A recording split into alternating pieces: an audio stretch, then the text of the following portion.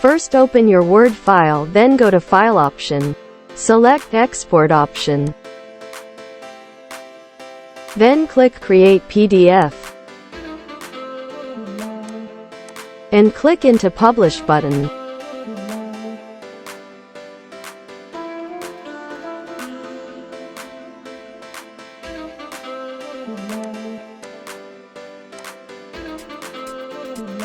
Now your PDF file is ready.